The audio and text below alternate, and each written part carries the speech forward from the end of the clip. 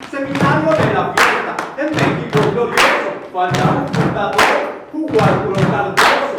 Seminario de la fiesta. Bueno, pues bienvenidos a la sesión del mes de junio del Seminario Permanente de Estudios de la Fiesta en México. Yo decidí poner a su exposición, a sus comentarios, un texto que preparé con motivo del 53 Congreso Internacional de Americanistas, que se va a realizar el mes que entra en la Ciudad de México. El Congreso Internacional de Americanistas, saben que es un gran evento que reúne a una gran cantidad de gente de todo el mundo, y en particular en esta ocasión tuvimos la fortuna de que se abriera un espacio para la fiesta en América Latina. Entonces esta mesa, este simposio que organizan y que coordinan una maestra, una doctora brasileña y una doctora de Costa Rica, pues nos dieron la oportunidad de presentar una propuesta de ponencia, de participación, y el trabajo se llama San Felipe de Jesús, las fiestas por su canonización en la Ciudad de México. Creo que era un tema bastante interesante, bastante importante, porque finalmente es el único santo mexicano de la época colonial, ¿no?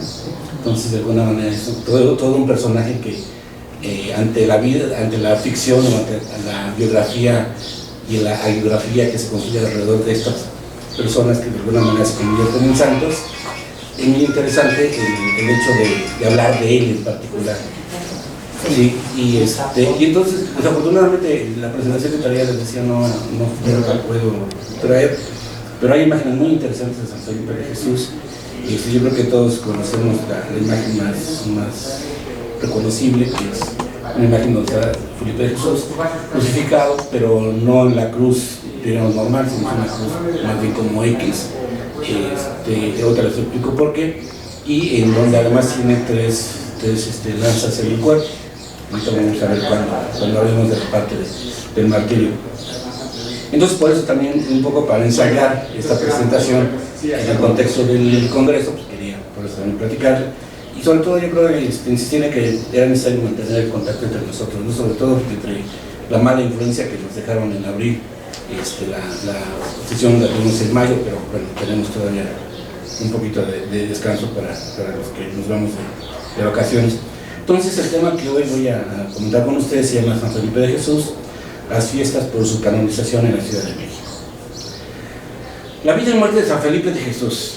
Para poder desarrollar el segundo apartado en torno a la vida, estoy hablando del contexto del texto, por favor, así que de repente me parece que hablo de cosas raras. Y de la vida y muerte de Felipe de Jesús de las Casas Martínez, aunque parezca contradictorio, es en internet donde se encuentra la información. Eso es muy raro, me llama mucho la atención, porque los estudiosos no le han dedicado tiempo a investigar su vida y su obra. Trabajos dispersos, pero son mínimos, muy pequeños. La excepción sería Manuel Quesada Arrandi, que tiene un texto en donde vale la pena revisar y que es un texto de primera fuente, pero desde luego el texto más importante sobre Felipe de Jesús es el de Baltasar de Medina, que es una referencia que voy a utilizar a lo largo de la exposición. Varias son las razones por considerar que este es el texto más importante, porque es el primer libro biográfico sobre el santo publicado en México en 1683, es decir, muy cercano a la época. Además, a partir de los datos reunidos por este cronista, se han escrito todas las otras biografías que existan sobre San Felipe de Jesús. Aparezcan anónimamente. Así, el primer santo fue bautizado como Felipe de Jesús de las Casas Martínez, hijo de los españoles Alonso de las Casas y de Antonia Martínez, que nació en la muy noble, muy ilustre, muy noble y muy leal Ciudad de México en 1572. Se dice que Felipe era un niño inquieto y travieso. Siendo joven y por influencia de sus padres, ingresó al noviciado de la Orden de San Francisco, que abandonó muy pronto, sobre todo por la cuestión de la pobreza, del voto de pobreza. Al abandonar el noviciado, los padres, con la intención de hacerle incrementar la riqueza que tenía la familia, lo mandaron a Manila para que hiciera negocios con una cantidad de haciendas y dinero, para que, aprovechando también los vínculos familiares, pudiera dedicarse a la mercadería, que además en la época, estamos hablando de 1785-90, era una época en donde el comercio entre estas dos partes, que daría paso a la famosa Nueva de la China, pues se iniciaba. Una vez que llegó a Manila, Felipe se desolvió su compromiso, se dedicó a derrochar sus recursos, como el famoso lema aquel de que hijo de Hidalgo, nieto pobre, ¿no?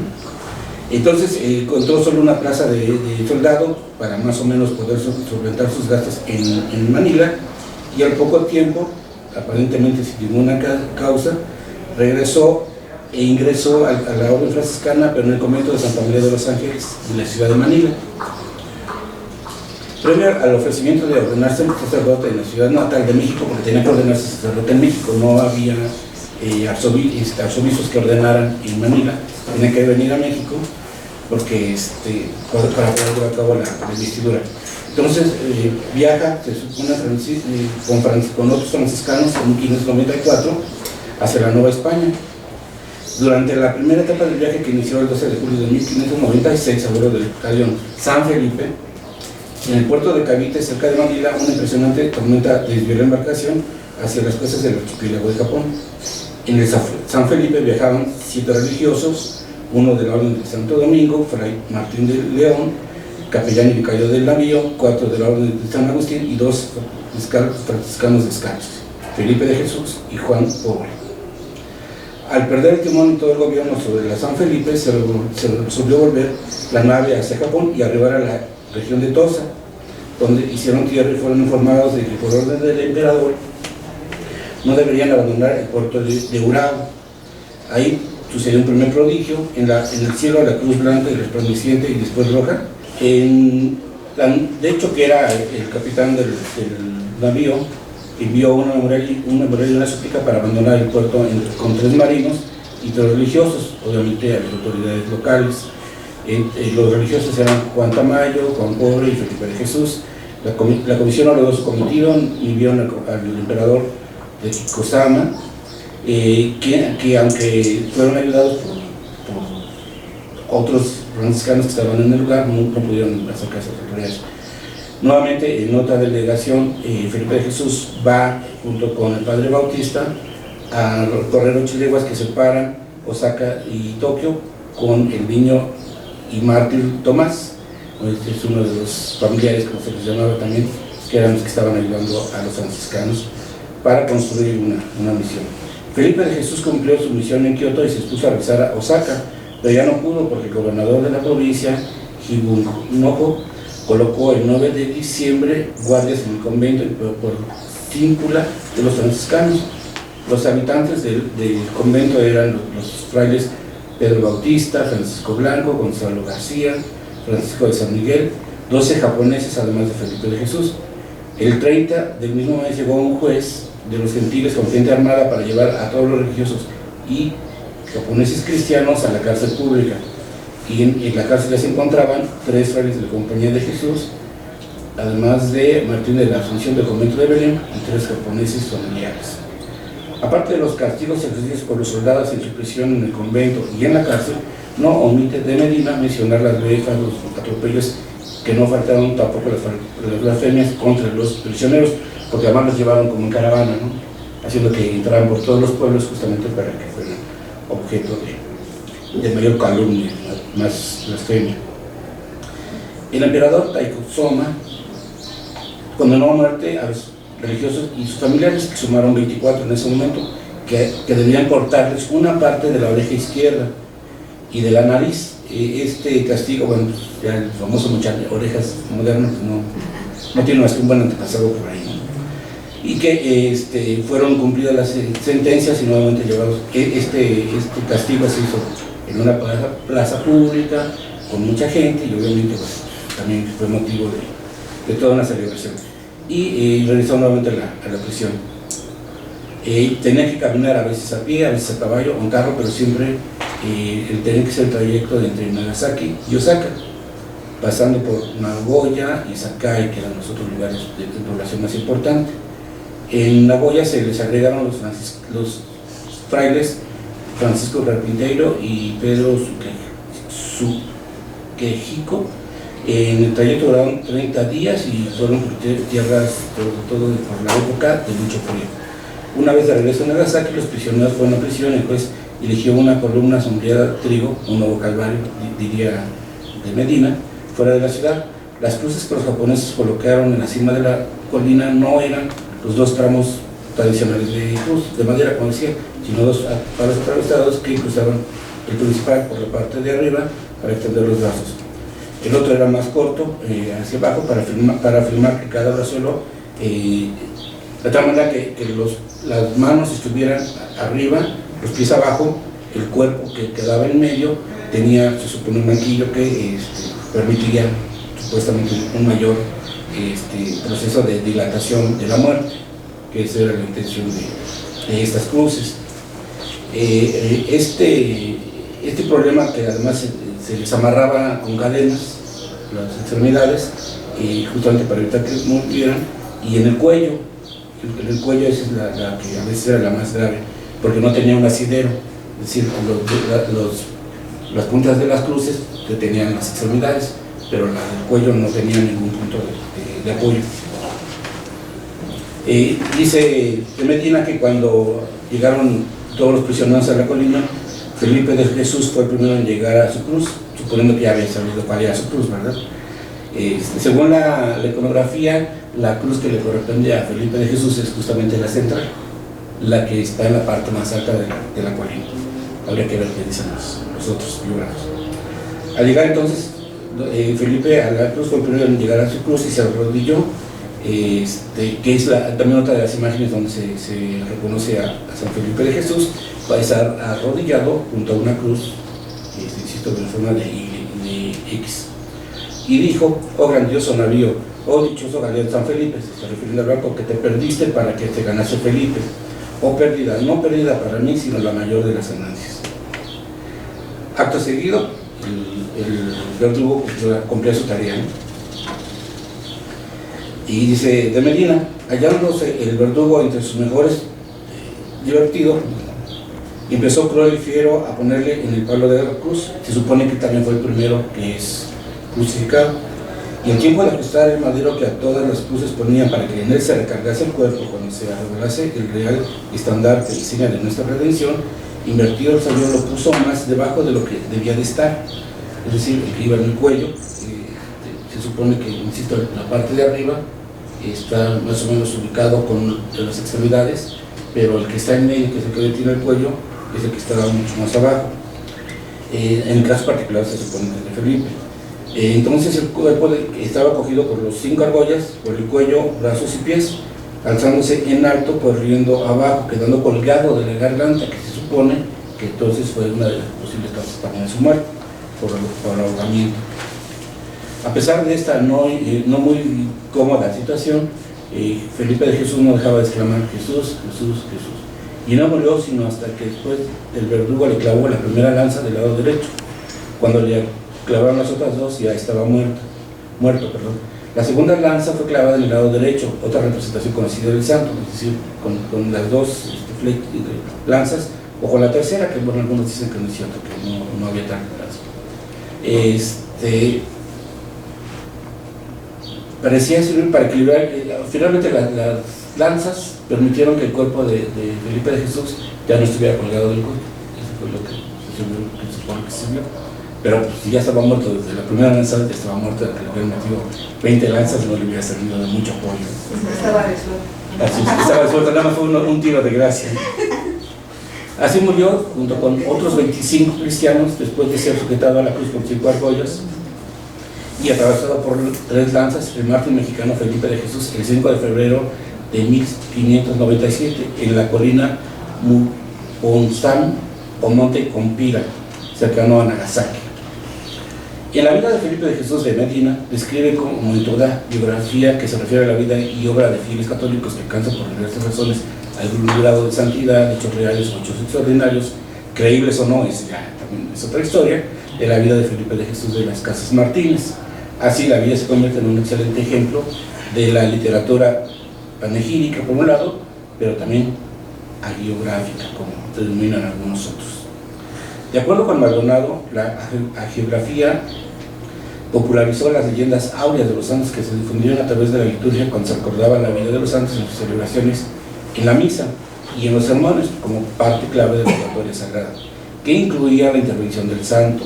En ese sentido se recuerda una de las leyendas áureas de las muchas que se gestaron en la vida y sobre todo en la muerte de Felipe de Jesús, fue justo cuando moría el mártir que se cumplía una sentencia de una criada, su aya negra, que por el carácter travieso y levantadizo de Felipe, exclamó: antes la higuera seca reverdecerá que Felipe llegue a ser santo. Esto porque se supone que en la casa había una higuera que estaba seca, que tenía mucho tiempo seca, y que pues la haya, en un sentido de desesperación, hacía referencia a que pobre Felipe iba a hacer todo lo peor y la higuera nunca iba a reverdecer.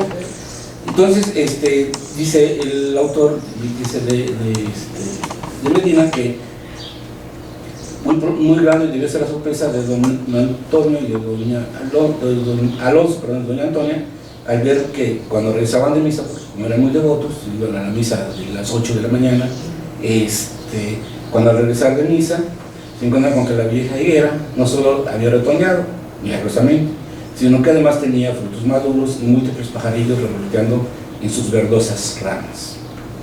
Se supone que es el primer prodigio a partir del momento en que muere. Hay que recordar el orar y todo eso, ¿no? Después de haber descrito todo el proceso, es un proceso largo y complicado para hacer la gestoría ante las autoridades del Vaticano para hacer santificar, o en este caso canonizar a alguno de los personajes, es un largo proceso, entonces no tiene caso que lo mencione, pero son dos etapas fundamentales. Para la beatificación, sí, lo que pasa es que, bueno, al final el asunto es que para la beatificación es un proceso con dos momentos, y ya la canonización ya es otro proceso igual con los momentos. ¿Cuándo es cuando participa el no sé qué del diablo? El abogado del diablo. Cuando es el proceso, todo el proceso. Sí, el proceso más o menos es. Pero es todo el proceso, es el abogado del diablo está presente. Sí, está, porque es el oponente. Porque hay, por ejemplo, en el caso de la Ciudad de México, que nos compete, va a través del arzobispado un ponente, que él es el que propone que en el caso de Felipe de Jesús se le eleva a los altares como santo, que es la propuesta inicial. Claro, esa es la solicitud, pero en realidad tiene que pasar el proceso de canonización primero. Entonces, resulta que hay un oponente, y el oponente es el que juega el papel del abogado del diablo, negando todo, diciendo que eso no es cierto. Así es. Entonces, viene un momento de pruebas en donde tanto el oponente como el oponente no necesariamente coinciden, pero sí son los que están oyendo todos los argumentos a favor, que tienen que llevar desde los clérigos hasta los laicos, ¿verdad? Cualquiera que pudiera intervenir en el juicio, en el proceso, puede intervenir. Y ya los dos mantienen la posición, es decir, el oponente diciendo: yo quiero que se eleve a San Felipe Jesús, y el oponente, bueno, desafortunadamente no vienen los registros de quiénes son, oponiéndose, hasta que llega la autoridad, que es un tribunal de rito, el tribunal de rito, y él es el que decide si sí procede o no procede la petición.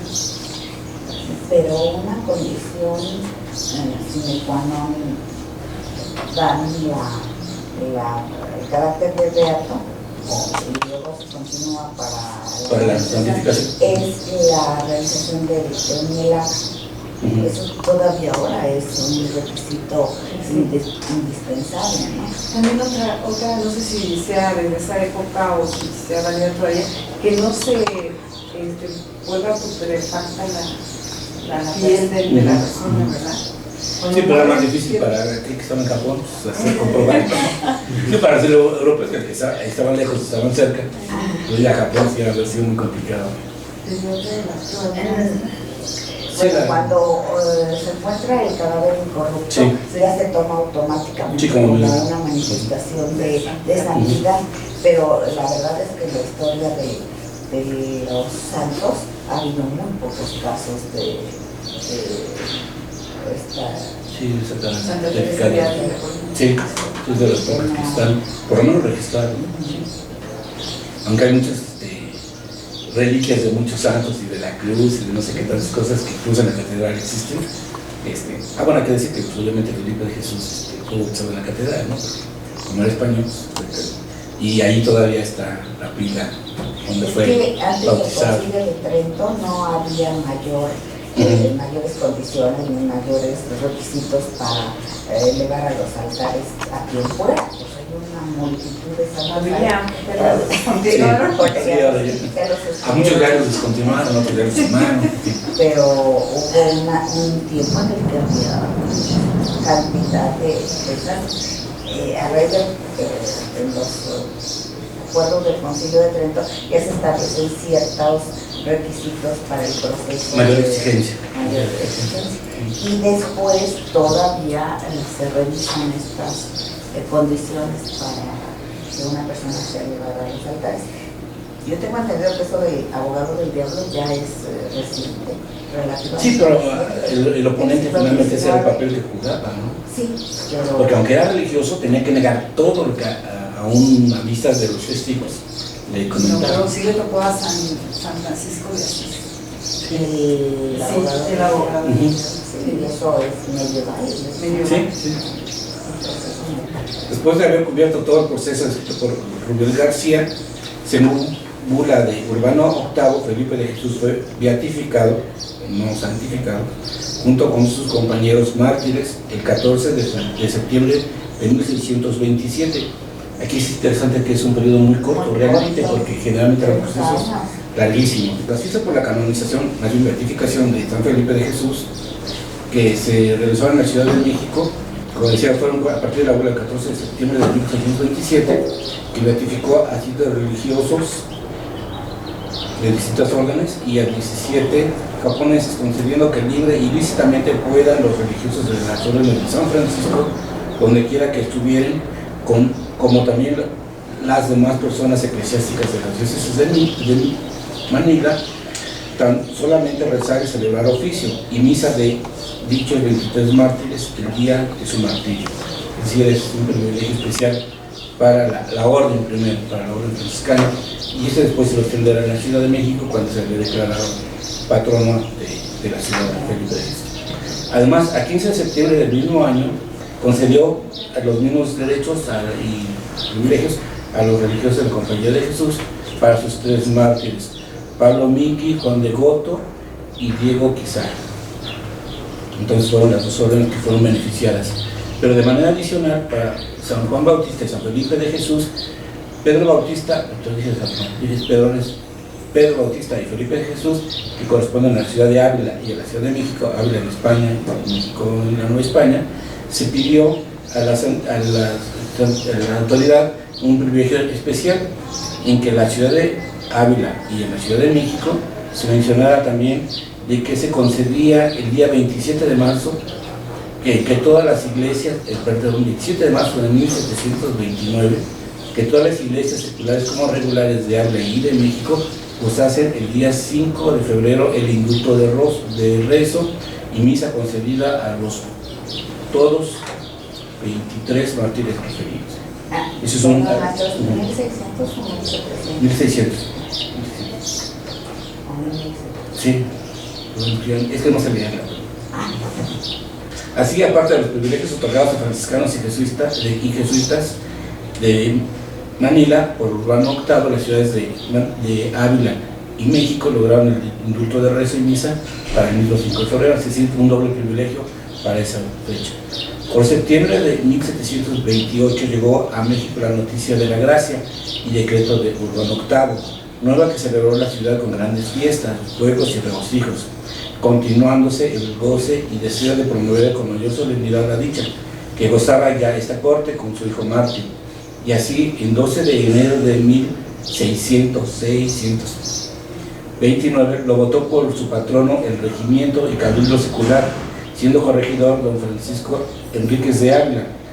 Decretó nombrar San Felipe de Jesús por patrono de la ciudad y hacerle anual fiesta como la celebra todos los años, domingo infractavo al 5 de febrero en el convento grande de nuestro Padre San Francisco.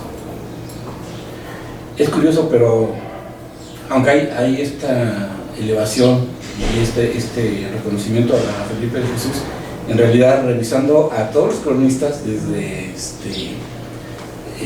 Robles hasta, consultando así y todo eso, hasta José Gómez, que es con Revilla Quijedo, son muy pocas veces las que se habla de la fiesta de San Felipe de Jesús. Si hay 4 o 5 menciones en un periodo del siglo y medio más o menos, que es lo que cubren, realmente solo se habla en 5 ocasiones con mucho de la celebración de la fiesta de San Felipe de Jesús. Es un dato curioso porque, bueno, finalmente yo me quedé con la intriga, bueno, ¿de verdad si se cumplió o no? A lo mejor sí se cumplió, pero no se ha registrado. Entonces es un dato que es interesante porque muchas de las celebraciones, sobre todo de las órdenes religiosas, se cumplían cuando había nacimientos en la familia real, cuando había muertos en la familia real, cuando había algunas actividades del cabildo religioso o del cabildo civil, también se mencionaban en estos diarios, pero esta fiesta en particular no la encontré así como yo me imaginaba. Y les digo, son periodos más o menos de 150 años, más o menos lo que pongo. Huijo, Gregorio de Huijo, el primero que escribe esto. Entonces es un periodo que les digo es bastante extenso. Se hace esta cura de la ciudad como patrono de ella, San Felipe. En septiembre de 1628, con la llegada de la bula papal que otorgaba a la Ciudad de México el privilegio de indulto por el rezo y misa del 5 de febrero por la muerte del mártir Felipe de Jesús, se iniciaron las fiestas. Porque continuaron cuando el Cabildo de la Ciudad de México, el 12 de enero de 1629, lo eligió como su santo patrono y se comprometió a sufragar los gastos de la fiesta anual del mismo signo.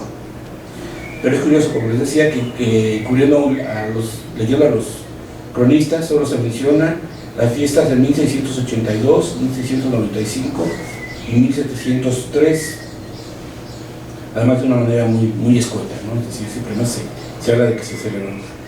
La gran celebración por la beatificación de San Felipe de Jesús la planearon los cabildos eclesiásticos de la ciudad para el 5 de febrero del mismo año, y dice el cronista: la celebración y publicación de la bula apostólica de esa beatificación se determinó para 5 de febrero del mismo año de 1629, día en que mostró México su hidalguía, grandeza y generosidad de ánimo, alentándose uno y otro cabildo del ejemplo superior de don Rodrigo Pacheco Osorio, marqués de Cerro Calvo, que era el virrey, y de don Francisco Manso, arzobispo de México.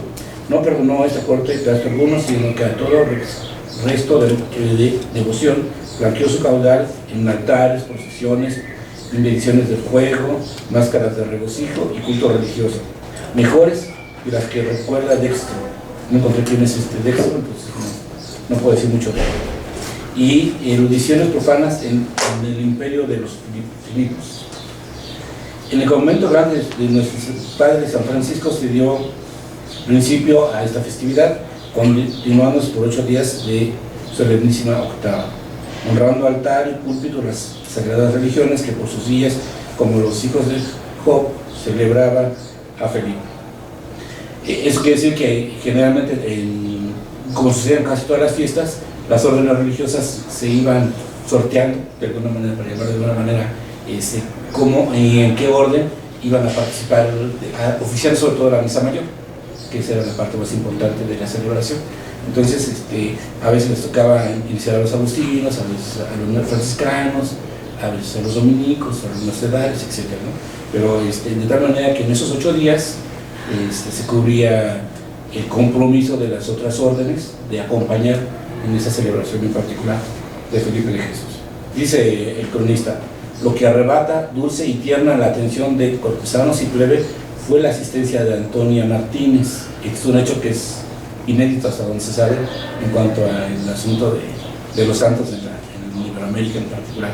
Madre de este ímpeto santo, en la procesión que se formó desde la catedral a San Francisco, donde iba la imagen y efigie gloriosa de Felipe crucificado, y detrás de su dulcísima madre al lado derecho del virrey, justamente honrada y favorecida por tal príncipe, la que había concebido y alimentado a tal hijo. Digna de toda ponderación es la felicidad de esta mujer, que adoró santo al fruto de sus entrañas, y quien después repitió memoria tierna y piadosa en la cláusula del testamento que otorgó antes de morir, diciendo: Item, declaro que yo soy casada y velada, según orden de la Iglesia, con el dicho Alonso de las Casas, y durante nuestro matrimonio tuvimos y procreamos por nuestros hijos legítimos de legítimo matrimonio, primeramente al gloriosísimo santo mártir San Felipe de Jesús y de las Casas, mártir de Japón, de la orden el seráfico padre San Francisco Descalzo, criollo de esta ciudad, cuya festividad se está celebrando estos días en la Ciudad de México y está nombrado por patrono de ella. Este es un hecho que sin duda diferencia la celebración de la beatificación de San Felipe de Jesús con otras conmemoraciones semejantes, porque si bien la figura protagonista es el santo, en efigie o en imagen, a veces en reliquia, quien recibe todas las bendiciones, alabanzas y plegarias de sus fieles, civiles y religiosos, y a quien se le reconoce su valor como intercesor ante Dios, y en esta ocasión fue doña Antonia, quien fue el objeto de una especial veneración por habérsele otorgado el inmenso honor de ser la madre del primer santo novohispano y el segundo después de Santa Rosa de Santa María o Santa Rosa de Lima, como se le conoce en el altar. Ahora bien, al compromiso del Cabildo de la Ciudad de México de elegir como su santo patrono a San Felipe de Jesús, le correspondió realizar muchas actividades, pero el Cabildo Eclesiástico fue más lejos, porque dedicó la primera capilla ubicada del lado del Evangelio de la Catedral Metropolitana al culto y veneración de San Felipe de Jesús. En esa capilla se tienen algunas reliquias del santo mexicano, y junto a la capilla está la pila bautismal donde Felipe de Jesús de las Casas y Martínez recibió las aguas de bautismo. En cuanto a la fiesta anual, es decir, ya no a la celebración inmediata que fue con doña Antonia, se dice de Medina. Esa capilla y la fiesta anual de San Felipe dispuso y dotó con renta de 150 pesos por año, que era bastante el año. El doctor don Luis de Herrera, maestro de escuela de la Santa Iglesia Metropolitana, varón ilustre en letras y virtud, y singularísimo devoto de este inmortísimo mártir. Murió este venerable sujeto y dejó encargada esta obra, cuidado y culto de este santo al doctor Juan Díaz de Arce, catedrático jubilado de Escritura, maestro de escuela de esta Santa Iglesia y electo arzobispo de Santo Domingo. Dignidad que no aceptó por su grande humildad y virtud, sobre todo porque se iba, ¿no? Seguramente la cosa principal, no solo está ese argumento de humildad y virtud. Siguiendo con este insigne cargo, que como herencia se le transmite a la religión, se conserva en el Cabildo Eclesiástico como patrono en esa primera capilla que hay que recordar que la catedral todavía estaba concluida, ¿no? Entonces apenas iban avanzando hacia el sur. Dice el cronista de Medina nuevamente: a la víspera y misa y sermón del día 5 de febrero, fiesta de guardar en México, asisten las dos comunidades del convento grande de nuestro Padre San Francisco y Descalzos de San Diego, alternando el púlpito por años y aclamando santo como serafines en el templo a su hermano Felipe, cuya imagen de talla se coloca en las andas con todo adorno y curiosidad, y en la procesión que precede a la misa va en hombros de religiosos coristas que honran con este ademán y reverencia la prescripción de su hermano mártir, como de la misma lista y jerarquía que ellos, es decir, que era apenas de los iniciales, ¿no? De los novicios. Ilustran con su asistencia el templo mayor ese día el excelentísimo señor virrey, el ilustrísimo señor arzobispo, la noble y la ciudad, las religiones y el pueblo en tropel devoto y fiel concurso de solstándose con aplausos y aclamaciones. La nobleza y el público con solemnidad los alienta. La gloria de tanto mártir, del santo debe ser santo mártir y esclarecido patrono. Continúa, este año se adelantó el culto en veneración de nuestro santo, saliendo a la víspera se procedió con una imagen de talla ricamente adornada desde el convento delante de nuestro Padre San Francisco, por toda su comunidad, y del convento de San Diego, que acompañó el ilustre gremio de la platería, con hachas de 4 pabilos por toda la calle de San Francisco, adornadas de colgaduras las ventanas. Al llegar a la catedral, la procesión salió todo el cabildo y la capilla, recibiendo con música y regocijo al santo, que al entrar por la puerta de la iglesia pusieron en sus venerables hombros los capitulares hasta colocar las andas en el altar mayor para principiar las vísperas. Solemnidad que se continuará con la piedad religiosa y grandeza de este ilustre capítulo, siempre como de patronos venerables de esta festividad y aniversario sagrado. Finalmente hay que recordar que en 1627 se logró la beatificación, pero no la santificación. Para lograrlo era necesario reiniciar el proceso, pero ahora por la canonización. De acuerdo a de Medina, el proceso se inició el 11 de julio de 1676 en una carta que se envió al Curial de Roma, a pregunta expresa de la catedral, y donde se decía, entre otros capítulos que hablan acerca de alcanzar de la silla apostólica mayor solemnidad y culto a San Felipe de Jesús, dice: si acaso a la religión de San Francisco y las ciudades de México, de la Nueva España, y Ávila y Pamplona hiciesen concurrir a los gastos de la solemne canonización de estos 23 mártires. Con grandísima facilidad podrá en una congregación conseguir el decreto de la solemne canonización del Papa. Y los padres jesuitas recurrirán a estos gastos también, pagando su rata con sus otros 3 mártires. Así que entonces se tenía que volver a iniciar el proceso, como decía hace un rato, pero ahora por la canonización. Y no solo eran los gastos de la fiesta, sino los gastos que implicaban tener que llevar a testigos a participar en el tribunal de rito en el Vaticano, que también era bastante oneroso. El proceso de canonización solo concluyó hasta el 8 de junio de 1862. Aquí sí ya una distancia gigantesca, según bula del Papa Pío IX, que elevó a los altares a los 26 mártires de Nagasaki. En esta ceremonia realizada en Roma estuvieron presentes varios obispos mexicanos y fue ungido, no es el segundo santo patrono de la nación mexicana, después de la Virgen de Guadalupe. Es decir, ya el solo era primero fue de la ciudad, y ahora era de toda la república, ¿no? Que también hay que decirlo. En el sitio de su muerte de Nagasaki, en el monte Compira, se construyó en 1962 una iglesia bajo la advocación de San Felipe de Jesús, obra del arquitecto japonés Kenji Imai. Es una imagen bastante impresionante porque es una iglesia en donde en la parte inferior están todos los 23 mártires, y se supone que en el orden en que quedaron crucificados. Entonces, en alto relieve, entonces muy bellísima la iglesia, con una torre gigantesca, y se supone que yo lástima de las imágenes, pero bueno, se supone que ese es el lugar en donde se llevó a cabo el suplicio de Felipe de Jesús, y donde, bueno, de alguna manera, bastante tiempo después se pudo construir una iglesia católica por lo menos dedicada a su propia vocación. Eso es todo, es un trabajo que a mí me parece muy interesante, porque yo lo hice. Ya con eso es suficiente. No, pero además yo creo que sí, hablar del primer santo y todo lo que implicó como proceso festivo, pues es importante. Adelante. Los jesuitas no tendrán una antología de todo lo que fue San Felipe de Jesús, el Ibero. Soy franciscano. Franciscano. Sí, franciscano. ¿Los jesuitas? Sí, los jesuitas tenían 3 también, a 3 frailes. Pero eran de Manila, ellos eran de Manila. Sí, por eso no suenan dentro de la... Sí, los nombres son...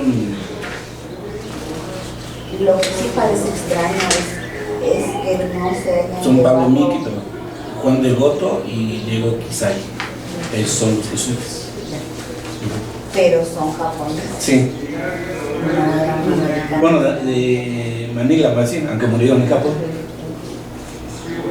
Pero sí es extraño que no, estas celebraciones no hayan alcanzado el mayor Presentación. Sí. O el registro simplemente, ¿no? El registro. Porque unas fiestas sí y otras no. Pues es muy sospechoso, ¿no? Sí. Sí, es muy Sí, porque... Fueron fiestas muy importantes en Perú. Pues aquí es extraño, Sí. no haya referencias. Sí. Tiene más penetración, por ejemplo, en la Ciudad de México, Judas Tadeo que Felipe. Sí, ahorita sí es el santo de moda. El santo patrono de la ciudad, y la ciudad, bueno, el cabildo de la ciudad. El cabildo era totalmente español. Ese es el primer problema que había que tomar en cuenta. Bueno, ni siquiera los criollos no tenían un papel tan importante, no era español. ¿Sí? Los criollos, bueno, tenían un papel más o menos secundario, pero quienes dominaban los dos cabildos eran las autoridades españolas, los peninsulares, les decía. Sí.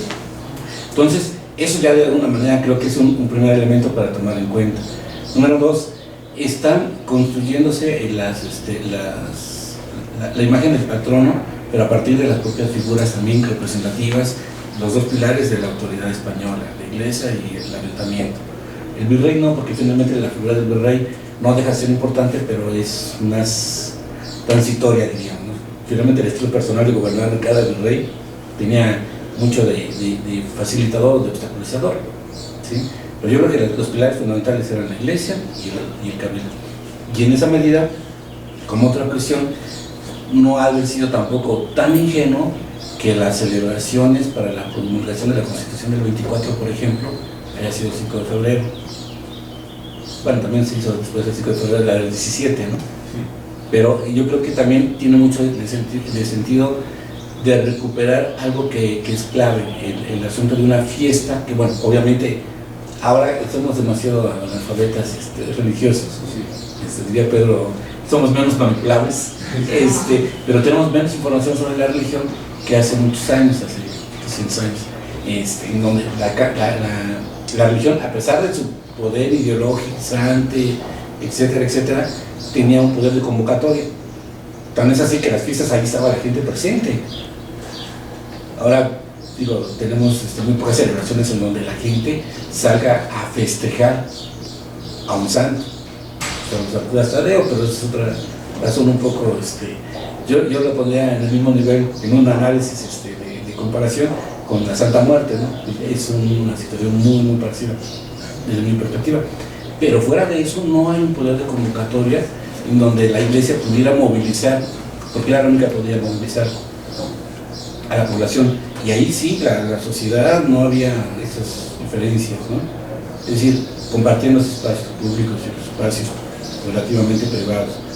Pero, sin duda, por eso yo creo que ahí hay un sentido de recuperar una noción, a lo mejor no de nación, porque también sería un día que el 5 de febrero es un día de nacimiento de la nación, pero sí de algo que parecería, en un sentido religioso, dar más valor por tener como esa fecha al patrono de la Ciudad de México como el primer santo, ¿no?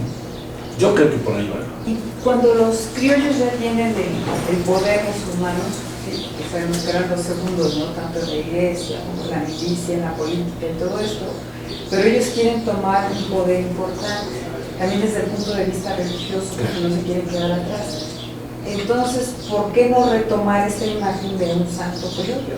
Un santo que ya procede del criollismo de aquí, porque para ellos fue importantísima la religión, por eso tantas construcciones de catedrales y conventos y todo ese tipo de cosas. Entonces, como que también eso como que, pues, provoca un cuestionamiento, ¿no? ¿Por qué no sucedió eso? Porque hubiera sido importante para ellos, ya tenemos nuestros santos, los criollos, los que nacimos aquí. Sí, bueno, en el convento de San Francisco, en el gran convento de San Francisco, que era inmenso, sí se hizo una capilla dedicada a San Felipe, ¿no? Y en la catedral. Y en la catedral, esa es a la que iba. Lo que pasa es que en la esquina de Guatemala a Itacuba, allí estaba también la capilla de San Felipe, que habían hecho los talabarteros, si no me recuerdo. Y esta es una imagen también célebre, porque es una de las pocas estampas donde hay un registro, se supone que de la época, de la celebración de cuando se hizo la capilla, incluso porque se ven los fuegos artificiales en el cielo, ¿no? Entonces quiere decir que debe ser un registro muy de la época, pero salvo eso no hay tanto interés por recuperarla. Yo insistiría mucho también en a lo mejor encontrar más para el momento más información, probablemente con los franciscanos. Claro. Ellos han de tener documentos, ojalá que tuvieran una antología, sería fabuloso, de lo que se ha escrito, de lo que se tiene recabado de información acerca de San Felipe de Jesús. Se me toca como el lugar más idóneo, por decirlo de alguna manera, en donde se podría encontrar los archivos franciscanos. Claro, el problema allí también es que si no tienes un archivo de 1590, pues es hay que poquito. relativamente muy pero fácil encontrar. No tendrán pues no sé, esa es una buena tarea, pero yo la verdad confieso. Yo paso. Sí, yo paso, yo tengo otras cosas que hacer mejor para seguir en la fiesta, ¿no? Eso lo dejamos a los historiadores, que a ellos les encanta meterse en los archivos. No, sí, sin duda es un tema de seguir investigando, ¿no? Eso es simplemente muy interesante. Una provocación a seguir pensando tanto en la fiesta como en el objeto de la fiesta, en particular del santo mexicano.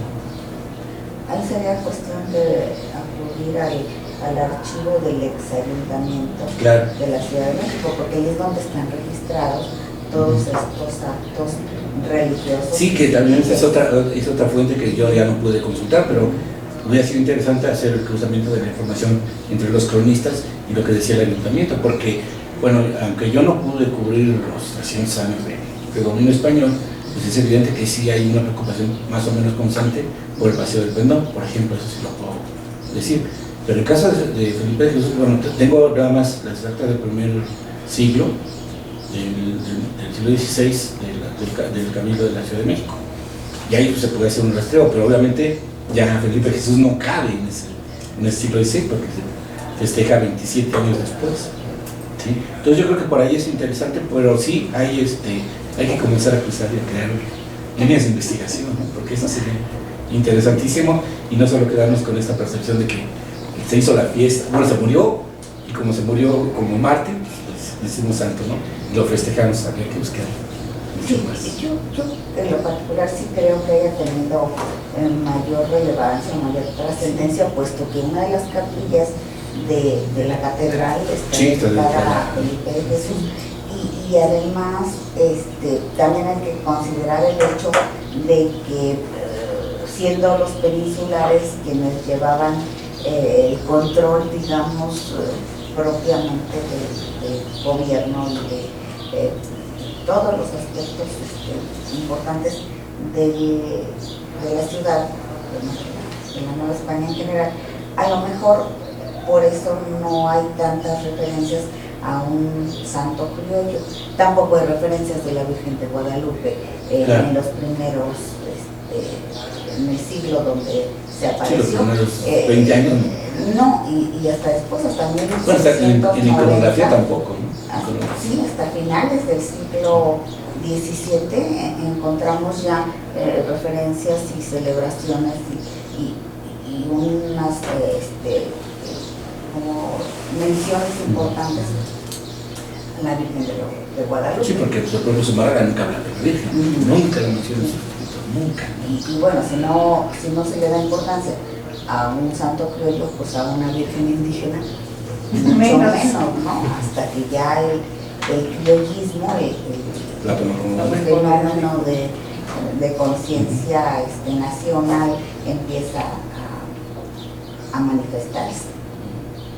De acuerdo a las actas del Congreso, el Congreso terminó sus funciones, es decir, tuvieron ya el proyecto de Constitución aprobado en diciembre del 23. Se esperaron más de un mes para poderlo publicar y hacerlo válido, en términos jurídicos, expedir la Constitución.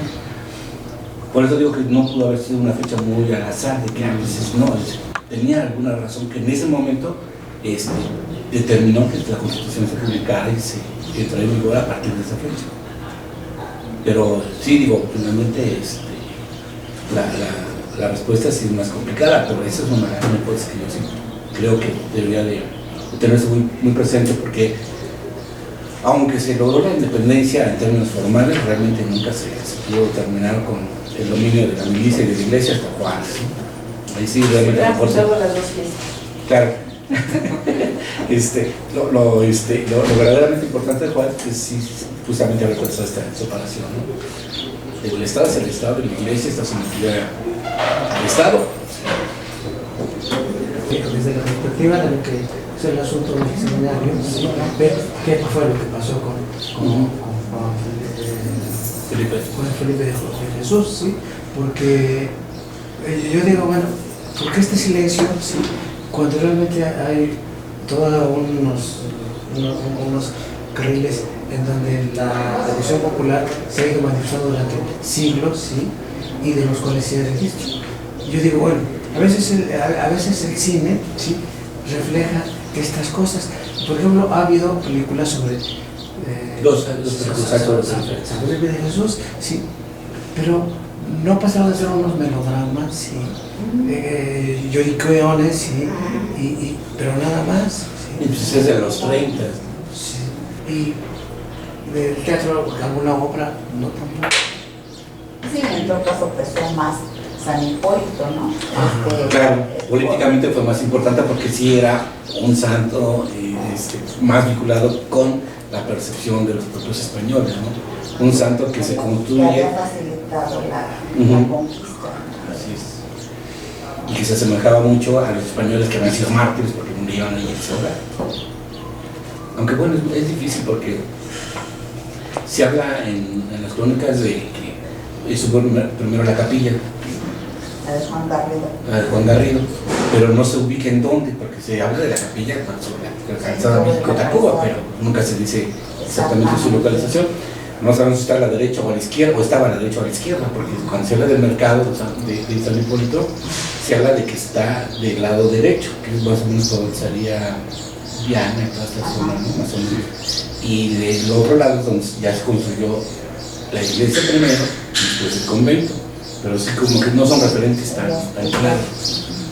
Es un problema de la época, ¿no? Pero de toda la época colonial y todo está igual así.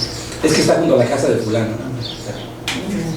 ¿Y cuál es la casa de fulano? Es una casita que como la de Cortés, ¿no? Sí, que llega de lado a lado, ¿no? Que toda la manzana, ¿no? Entonces no sabes uno si es arriba, abajo, a la derecha o a la izquierda. Es un problema. Pero bueno, pues muchas gracias por su atención. Esperemos que mantengamos el interés en seguir estudiando la clase. Seminario de la fiesta, porque aquí nadie